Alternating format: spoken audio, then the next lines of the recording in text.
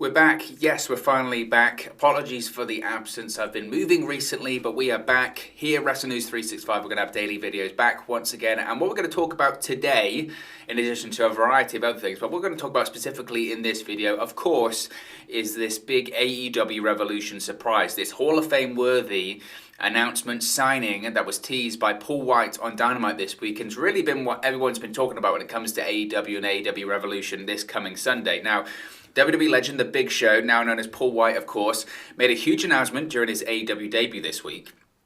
He revealed that AEW have signed, quote, a Hall of Fame worthy talent to their roster who will be making his, that's important there, his debut at AEW Revolution on Sunday night. Now, some big rumours at the moment have been floating around and suggesting about who this talent could be, who's it going to be. There's been lots and lots of rumours about who this person could be. I don't think anyone has a definitive answer as to who this will be right now, but there is one name that's floating around a little bit, and it's one name that might be seen as a possible spoiler, so I'll give you sort of 5 or so seconds before we get into that name. Right, so there are rumours floating around that this talent could be none other than fellow WWE legend, not a Hall of Famer yet, maybe that's why they use this term, but WWE legend Christian, yes. Now there has been speculation surrounding Wight's announcement, with many wondering who it could be. Now, many names that have been matching the description as to who this WWE legend, and I think there's a bit of a run there saying it could be a WWE legend. Why couldn't it be a legend from New Japan? We know that AEW have a relationship with them, but we'll touch on that in a second. But many of the names that match the description of WWE legends have been rumoured to be coming to AEW since the announcement was made. This includes the likes of Batista, Rob Van Dam. I've seen people say Kurt Angle. Of course, Kurt Angle's got the Kurt Angle Show podcast going now, so obviously he's not under WWE contract or anything like that. But this is the important details here. Now, Fightful Select, which is their Patreon service, be sure to check that out over there and subscribe. They do very good work. They have reported that WWE legend Christian is a name that keeps popping up. Now, what's interesting about this report from Fightful Select is that Wrestling Inc. have reported that Christian is signed to a WWE contract. So either way, one of those is wrong.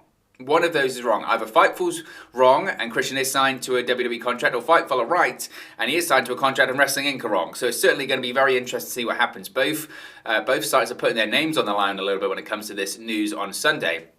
But Fightful, they said that they've been unable to confirm the fact that Christian has been signed to a WWE contract independently. So they're saying that while Wrestling Inc. might be correct, that they failed to confirm this independently. So Fightful have also been told, this is according to the report, Fightful have also been told by several sources that the former WWE Intercontinental Champion Christian has not been seen backstage at recent WWE events. Additionally, it has been noted that there are no creative plans in place for Christian at WWE right now. I think that also is really, really significant there. You think about the moment that Christian had when he returned at the Royal Rumble, hugging with Edge in the ring, all of that stuff, and then being told that being found out that he was medically cleared and all of that kind of stuff. Really? Would WWE not have plans in place to use Christian at some point? You would think part of the whole process of bringing Christian back in the first place, part of the whole process of getting Christian cleared to compete would be that he would come in and have a match penciled in for WrestleMania straight away. Now, I know Christian, people can say, oh, he's not on the same level as Edge and he hasn't achieved the same amount of Edge in his career, and that's true. That is true. I think Christian and Edge are right there and there. I think Edge has just achieved more.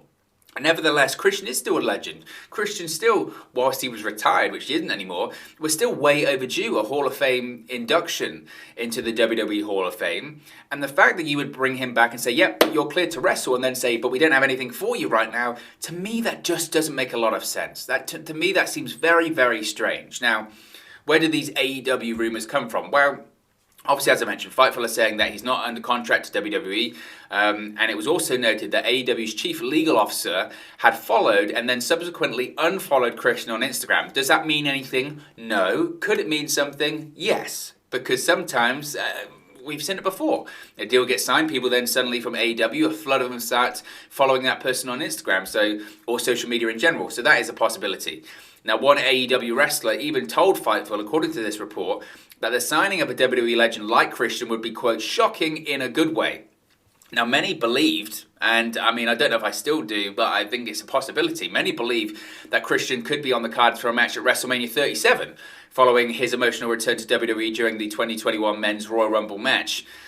So that is certainly interesting. Now, do I think it's going to be Christian? I mean, I don't know at this point. AEW recently, you think of the Paul Wight signing, AEW recently have been pretty good in fairness to them, at keeping these big signings under wraps and not letting things leak out. They keep a very close, tight-knit inner circle, if you pardon the pun there. You think back to when Sting signed with AEW back in December. You think when Paul Wight signed with AEW last week. Nobody saw it coming. Nobody really saw it coming. The Sting one, it had been rumoured because his merch had been pulled from the WWE store and it had been reported that his WWE contract had expired, but no one really knew if and when Sting was going to sign with AEW. When he showed up on that Winter is Coming edition of Dynamite in December, it was still a big deal, and people didn't see that coming. They could say they did, they didn't see it coming. It was reported afterwards that Tony Khan, until the deal was signed, he didn't even tell the executive vice presidents of AEW, the Cody Rhodes, the Young Bucks, the Kenny Omegas, etc., that he'd even been talking to Sting. He basically just, after it was signed, he went, by the way, we've signed Sting. So Tony Khan knows how to keep these things under wraps. And when it comes to the Paul Wight signing, last week, I think everyone was surprised that suddenly the Big Show had signed with AEW. Nobody saw that coming. Nobody saw it coming. So I think that a lot of these stories that have been coming out, a lot of this speculation, it's Christian, it's not Christian, it's someone else, it's Okada, that's a possibility from New Japan, I think, as well. All of those names, I don't think, the real thing is here, no one really knows. No one really knows. I think if it was Christian, I mentioned before, when I spoke about the Big Show, Paul Wight, I'm always going to call him the Big Show, but I spoke about before when Paul Wight signed with AEW that I found it was a massive, massive deal. And it was a massive scalp because Paul Wight, yes, he'd been in WCW and he started his career there, but he was a WWE guy. He'd been with the WWE for over 20 years. He was a company guy. He had a close relationship to Vince McMahon and the McMahon family.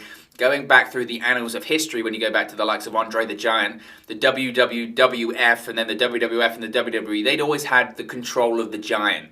Whether that was Andre the Giant or whether that was the Big Show, they always had that larger-than-life, living, breathing giant. And Paul Wight, the Big Show, was a continuation of the legacy that Andre the Giant had carved out. So I felt like it was a massive deal.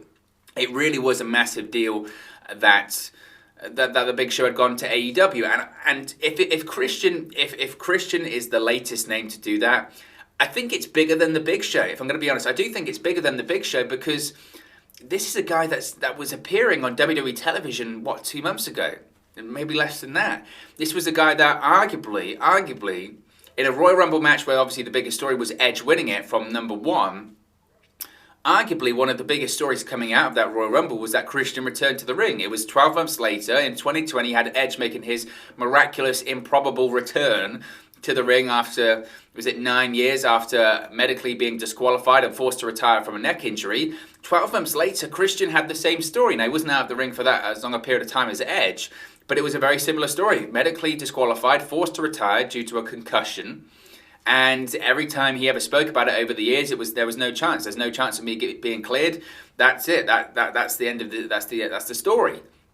And now he makes that miraculous return to the ring, similar to his best friend and his former tag team partner Edge. And then 2 months later, he goes to AEW. Let's talk about it. What a monumental deal that would be for AEW. I mean, it would just be massive. It would be huge. So if that was a possibility, talk about a massive scalp. A massive scalp for AEW. That would be. It would be a huge deal. It would really be a huge deal.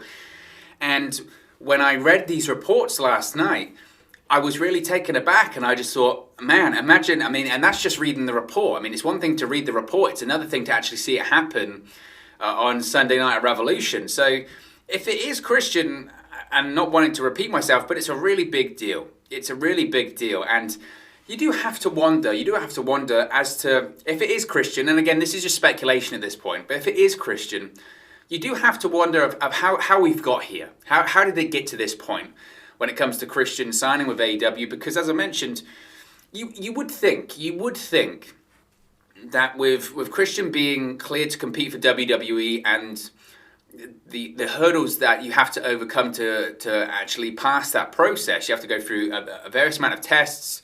You have to be in constant discussions with the WWE in the first place. You know, you have to say to the WWE and have that discussion with Vince McMahon that, look, I feel like I can come back. I've seen Edge come back. I feel like I can do it. I feel healthy. I feel happy. I've gone to all of these different doctors. They've told me I'm cleared, or I could wrestle if I wanted to. Then you have to go through the WWE medical testing and go through their testing process. Then they have to clear you.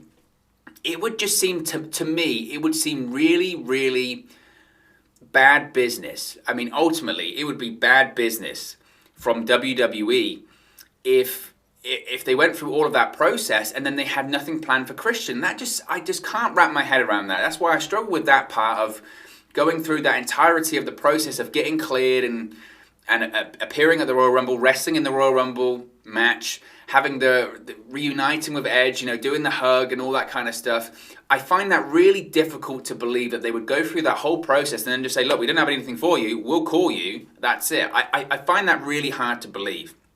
I really do. And also you have to look at it this way as well. We've seen in the past what happens when you go to WWE. If you're a WWE legend or a main event WWE superstar, we've seen what happens when you go to the WWE and say, look, I've got an offer from AEW. We've seen what happens. They shell out. They give you big money. And I'd be stunned if with Christian, given the length of time he's been out of the ring, I would be stunned if that wasn't the same process. We saw it with Edge. Edge, the whole reason Edge is competing right now, you know, there's other reasons, but one of the biggest reasons is because AEW made him an offer. Go watch it in the Edge documentary on the WWE Network. You know, AEW, I mean, basically what happened was Edge started doing more physical things. He started doing his stunt work when he was working on these TV series and movies. And he was saying, you know what, this isn't a million miles away from wrestling. I mean, it's not the same, but it's not a million miles away. I'm being very physical here. I'm taking some heavy blows. Maybe I should go to the doctor and see how my neck's doing because I feel fine. Goes to a doctor, goes to another one. They say, you know what, you're okay. I mean, if you wanted to wrestle again, you can. So then those discussions start happening with AEW. AEW starts saying to Edge, look, if you feel like you can go, and you can have a look with our doctor as well, but if your doctors are telling you you're okay, and our doctor tells you you're okay, we're more than happy to have you work some matches in the ring, and we'll pay you very handsomely to do so. Tony Khan's a billionaire, and AEW was profitable in its first year due to their relationship with TNT. So they offered him a very, very lucrative contract and said, look, there you go. Why don't you come into AEW? Now, Edge, the same as Paul Wight, being a WWE guy, said, look, I've got to take this offer to Vince McMahon. It's the same thing Chris Jericho did when he got the contract offer from AEW. I've got to take it to Vince McMahon. Takes it to Vince McMahon and says, look, I've been cleared by my doctors. I've been cleared by the AEW team. They feel that I can do matches. I feel like I can do matches. They've come with me for this offer. What can you offer me? I'm a WWE guy. What can you offer me? And Vince McMahon goes, whoa. Okay, look, if we're going to do this, let's do it in a WWE ring. You've got to do it right. You've got to do it in your home. Next thing you know, Edge returns at the Royal Rumble. A year later, Edge wins the Royal Rumble and is main eventing WrestleMania against Roman Reigns. That is no coincidence. There are other names as well. AJ Styles got a substantial WWE contract and pay raise because of the AEW influence. Randy Orton, he didn't even negotiate with AEW. He just posted some pictures on Instagram. He got a big contract because of the influence of AEW. The Good Brothers, they got signed to 5-year WWE deals. They're not even under contract anymore with WWE, but that was all because of the influence of AEW. AEW has this huge influence on WWE and their contract office. The Undertaker, his contract expired in 2019. It's on the Last Ride documentary. His contract expired. Then he agreed to appear at StarCast, which isn't even an AEW event. It's got an affiliation with AEW, but it doesn't have anything to do when it comes to actually signing for AEW. Vince McMahon, WWE, they freaked out. They're thinking, oh my God, The Undertaker is going to AEW. This is a disaster. So what do? They sign him to something ridiculous like a 20-year contract or a 15-year contract, something ridiculous, which he will never obviously fulfill in terms of being an active wrestler. But they gave The Undertaker something like a 15, 20-year contract just because they couldn't.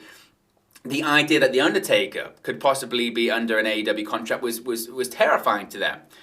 So, and this was my same point when I spoke about Paul Wight last week. I find it very, very odd that Paul Wight would look at The Undertaker, AJ Styles, Randy Orton, the Good Brothers, Edge, why he would look at those names and say, look, when they came to you and said that they would negotiate with AEW, you gave them this big money.